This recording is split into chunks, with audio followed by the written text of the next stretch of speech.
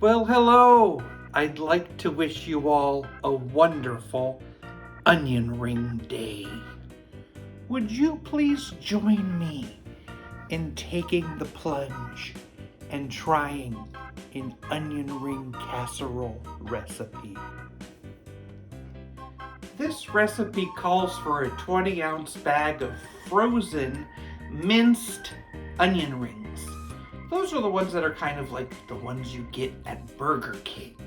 I searched high and low for these onion rings. It was such a normal thing at the grocery store. What happened? I can't find them anywhere. But do you know what I did find? Burger King onion rings, which I'm gonna use for this recipe. In a bowl, we need to add 3 eggs, beaten, a can of condensed cheddar cheese soup, a 7-ounce can of mild diced green chilies, a spoonful of minced garlic, 3 tablespoons of white wine, half a cup of sour cream, a little salt, a little pepper, and give it a good mix. I'm starting with a layer of onion rings and half of that mix. Then another layer of onion rings.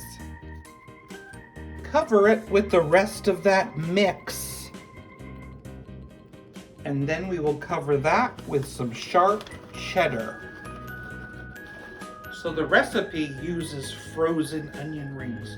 So they want you to cook it for 40 minutes covered and 15 minutes uncovered. Well, I'm using already cooked frozen rings, so I'm just gonna cook it for 30 minutes uncovered. 350 degrees. It's out of the oven, and I actually cooked it for 45 minutes. And there it is, onion ring casserole. It is very unique looking, but I will tell you one thing, it does have another name. They also call this onion fluff because the onion rings do kind of get a little soft and disintegrate a little bit, and it becomes kind of fluffy in the egg mix. Well, let's try it.